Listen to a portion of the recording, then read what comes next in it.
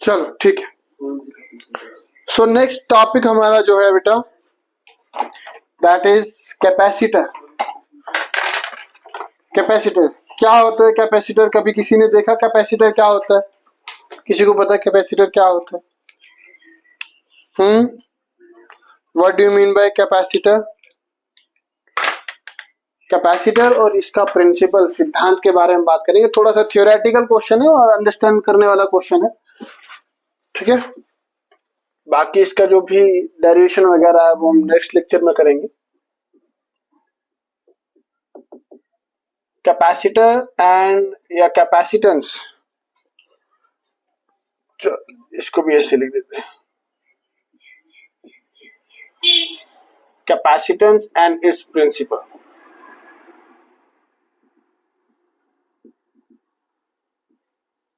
Capacitor, capacitance और इसका principal क्या है? सर कैपेसिटर क्या होता है? कैपेसिटर को हम कंडेंसर भी बोलते हैं। क्या बोलते हैं? कंडेंसर भी बोलते हैं। तो सर कैपेसिटर क्या है? What do you mean by capacitor? It is an electrical component या इलेक्ट्रॉनिक कंपोनेंट आप कह सकते हैं। Electronic component which is used to store a large amount of charge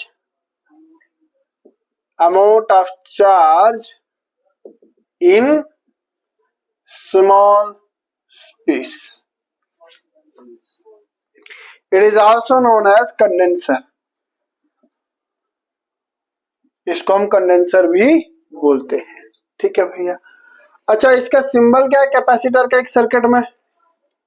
ये भाई देखो बैटरी होती ना, बैटरी के हमारे पास एक टर्मिनल बड़ा होता है और दूसरा टर्मिनल छोटा होता है।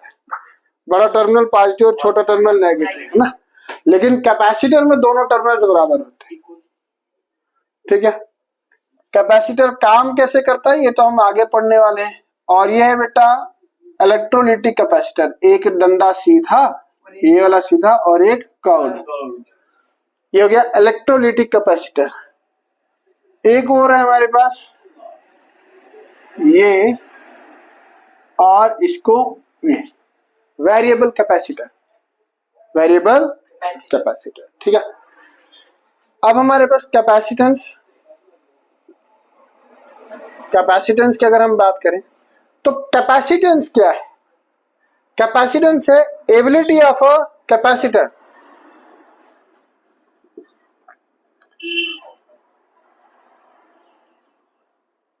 To store the charge.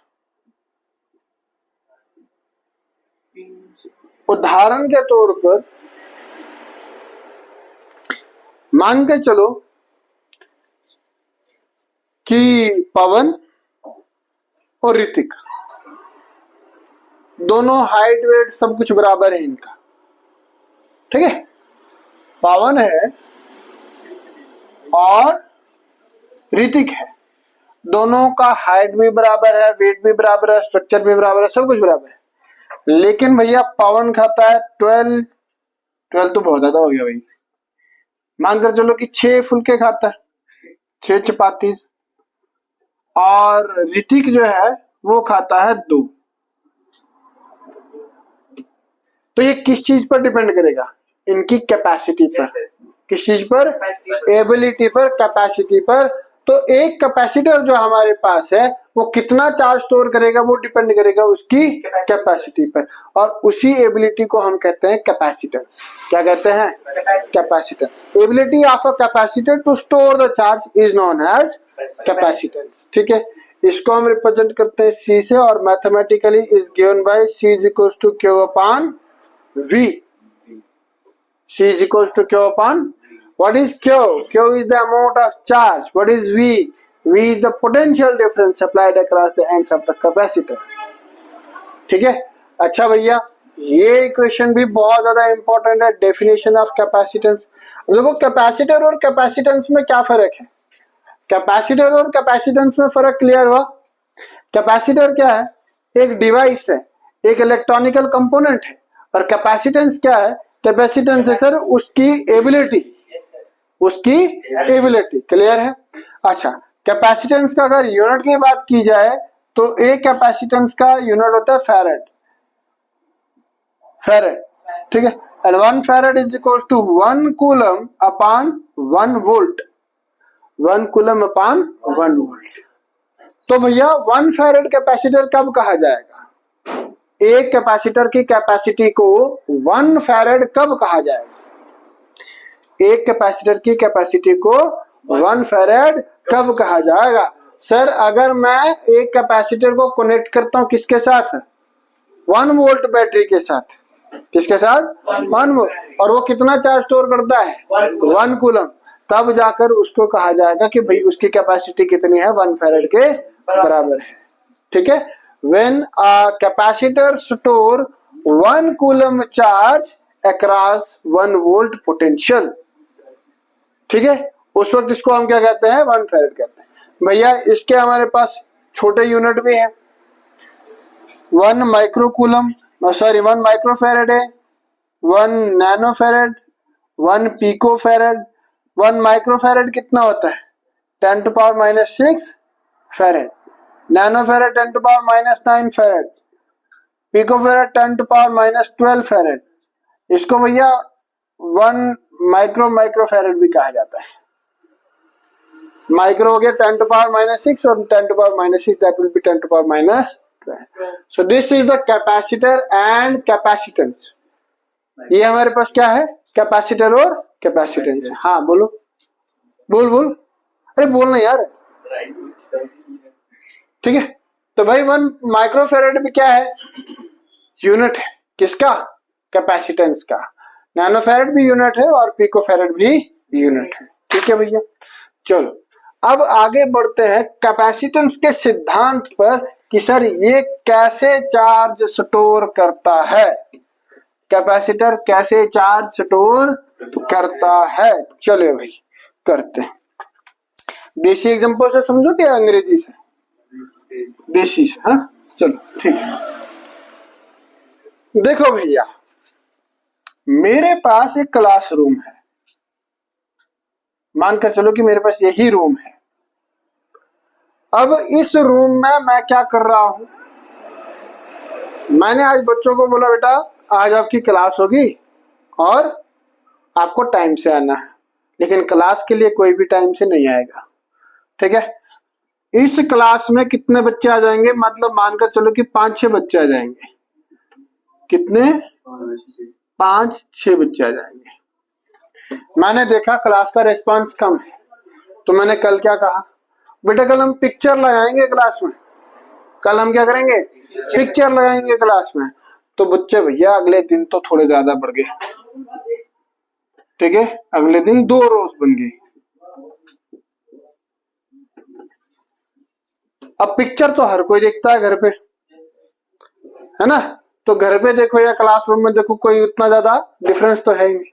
मैंने कहा बेटा आज हम प्रोजेक्टर पे पिक्चर लगाएंगे, आ जाओ। तो प्रोजेक्टर पे पिक्चर लगाने के लिए तो भाई 2 रोज और एकदम से बढ़ जाएंगी। ठीक है, ये 1 और 2। अब भाई एक ही कमरे में जहां पर बच्चों को पढ़ने के लिए 5 बच्चों को जगह नहीं थी, अब वहां पर कितनी रोज बन गई? 1 2 3 4 5 को 20 बच्चे। कितने बच्चे? 20 बच्चे। पहले तो इसी कमरे में कितने बच्चे एडजस्ट होते? 5। अब प्रोजेक्टर पे फिल्म लगाई तो कितने? 20। मैं कर देता हूँ भैया आराम से बाहर से डोर लॉक, लेक्चर स्टार्ट नहीं, यहां से पावर कट कर देता हूँ। अब जाओ भैया, कहाँ जाओगे?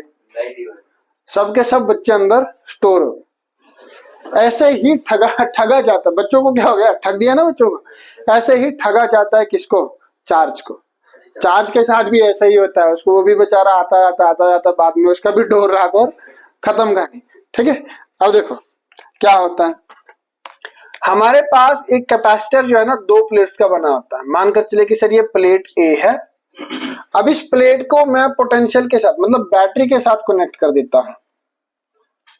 ठीक है, ये पॉजिटिव टर्मिनल और ये नेगेटिव टर्मिनल। इस पर क्या होता है सर, इस पर चार्ज स्टोर होना शुरू हो गया, ऐसा चार्ज स्टोर होना शुरू हो गया। मानकर चलो कि सर कितना कूलम चार्ज स्टोर हो गया, 5 कूलम का चार्ज स्टोर हो गया। कितना कूलम? 5 कूलम। अब मैं इसको पोटेंशियल को बढ़ाऊं, लेकिन ये बढ़ेगा ही नहीं, ठीक है। फिर मैं क्या करता हूं, मैंने एक काम किया कि सर इसके ना इस साइड में एक और प्लेट ले ली बी। अब इसके ऊपर पॉजिटिव चार्ज है तो डेफिनेट सी बात है सर इसका इलेक्ट्रिक फील्ड होगा। प्लेट ए का क्या होगा? और वो इलेक्ट्रिक फील्ड किसके कांटेक्ट में जाएगा? प्लेट बी के कांटेक्ट में। और प्लेट बी के कांटेक्ट में जब जाएगा तो उसके पॉजिटिव चार्ज और नेगेटिव चार्ज क्या हो जाएंगे? सेपरेट हो जाएंगे, है ना। तो इसका नेगेटिव चार्ज इस तरफ आ जाएगा और पॉजिटिव चार्ज इस तरफ आ जाएगा। इसका कुछ पॉजिटिव चार्ज इसके नेगेटिव चार्ज के साथ एंगेज हो जाएगा, ठीक है।